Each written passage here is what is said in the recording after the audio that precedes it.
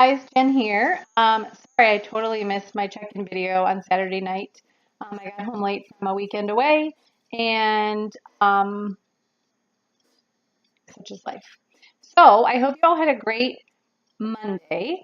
I just want to jump in here. I've had a few people ask me about treat meals and meal planning, so I just wanted to really quickly share what I do for my meal planning, and including how I plan my treats. So I don't know if you can see this, if it's backwards for you or what. This is sort of what my meal plan looks like for the week. The yellow things are the yellow highlighted are my planned treats. So this is my meal plan from last week. And so what I do when I'm meal planning, I have this on my computer and share with you if you would like it, just let me know. What I do is I start by thinking through my week and when I'm not going to be eating at home and when I'm not going to be in charge of my own food. And so I make those my treat meals. So last week, my Monday and Tuesday night dinners were being brought by somebody else as I was recovering. And so those, I didn't know what it was going to be. It might have been totally fine, but I set those as my planned treat meals. I also was going out for dinner with friends one night. So that was a treat meal. I knew I had a Bible study brunch one morning. That was a treat meal. And then I went out for lunch with my parents. So those are my treat meals. Um, then I actually didn't have any planned treat snacks. Way that I figure out how many, so if you're following the 80-20 rule, which is 80% of the time you're eating clean and 20% of the time you're allowing for planned treats. So, for example, there are 3 main meals a day, breakfast, lunch, and dinner. So 3 times 7 days a week, there's 21 main meals you're eating during the day. 20% of that is 4. So 4 of your main meals during the week would be treats. And then snacks, if you have 2 snacks a day, a mid-morning snack and an afternoon snack, 2 times 7 days a week would be 14 over the whole course of the week. And 20% of that is about 3. So about 3 of your snacks can be that being said, if you don't have that many treats, your results will be that much better if you don't. However, you will still get good results if you follow that 80-20 plan. So that's just a quick mathematical way to figure out instead of always just saying, oh, this is about 20%.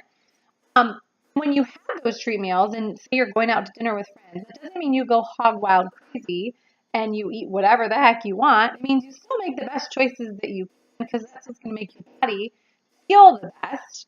I know a lot of you have said in here different times, oh, I ate this last night and I really am feeling it today because my body isn't used to having that. So treat meal doesn't mean go totally crazy. It just means it's a little different than normal. And maybe it's a glass of wine. Maybe it's ice cream with your family one night.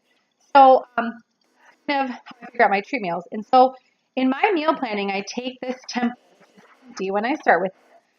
The first thing I do is I put in where my treat meals are going to be.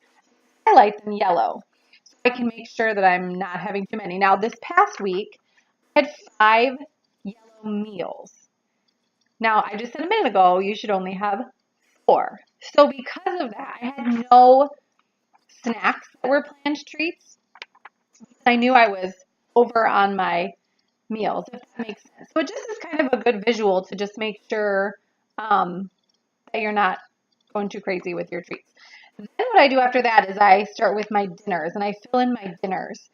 And I do that first because those are kind of the hardest things to plan because you're planning for your whole family and how much time you have each night to prep something. Like Monday nights are usually really crazy for us because my kids both have violin after school and then my daughter has dance after that. And so we don't get home until like 6:30, 7 o'clock. Like Tuesday nights, we have nothing. So I can spend lots of time making a more intense meal on Tuesday nights. So all that to say, I plan my dinners next. Then I fill in my lunches, which is super duper easy because what I try to do is I make extra of my dinner and the leftovers of that are my lunch for the next day. So those are pretty easy to pop in there. Then I fill in my breakfast, thinking about, which mornings am I driving carpool? Those mornings I'm going to want something easier to grab. Sunday mornings, I always have my Shakeology because even though my church service doesn't start till 10:30, I cannot manage to get myself ready, get the kids ready, get them fed, and give myself a breakfast at home. So I drink my Shakeology on the way to church. And my church is only like literally not even 5 minutes away, so I drink it really fast. And then after I fill in my breakfast, I fill in my snacks. That's the last thing I fill in, wherever there aren't treat ones. And honestly, I usually have my Shakeology in the afternoon for my snack, and my morning snack is usually apples and almond butter because it's a fruit snack. And I try to have my fruits earlier in the day. See, at the top of mine here, I was recovering from surgery when I made this one, so I didn't do any Sunday prep. Up here, there's a little spot where you can type in all the prep you want to do on Sunday. So while you're looking at this, okay, what can I make ahead of time? What can I do to prep ahead of time so that my week will be easier? And then throughout the week, what am I going to need to prep again? Because some things aren't going to last the whole week. Some things you don't want to make on Sunday night because you're not going to eat it till Thursday or Friday. So what prep throughout the week, little things can you pop in here? And then at the bottom, mine says none. Is your exercise. So as you're looking at your calendar for the program that you're doing, what exercise are you doing? I actually have dinner and family dinner because sometimes, my kids get other things with their dinner that I don't eat. Usually it's pretty similar, but I will make sure that is in the file section of our group so you can have just a blank template. But if you have any questions about that, I would love to answer those. Joe and I both plan our meals for the week, and so I'm sure I'm speaking for Joe, but I hope that's okay. We would love to help you with your meal planning if that's something that you are struggling with or feel intimidated to start. It really was not fun for me when I started, but I look forward to it now every week because I just get really excited about it. I can just stick this on my fridge, and I walk up to the fridge, I'm like, oh, that's what I'm eating right now. And it's stuff that I like because I planned it. It's usually prepped and ready in my fridge, and there's little that I have to do to get it ready. So, when I'm on a normal schedule, Fridays I make my meal plan, Saturdays I shop for my food, and Sundays I prep my food.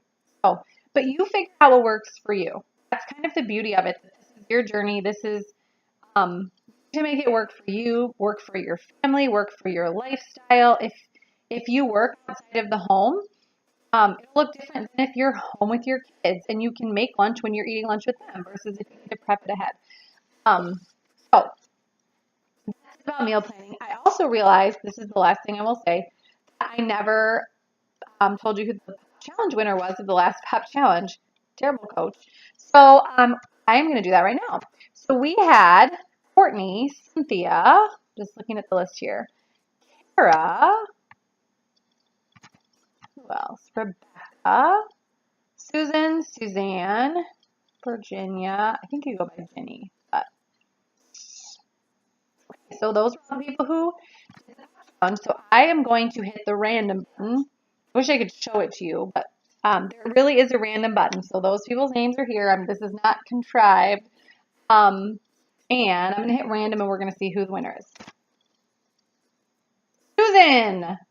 Susan is the winner of the challenge. So, Susan, you will be getting a prize either from Joe or I very soon in the mail.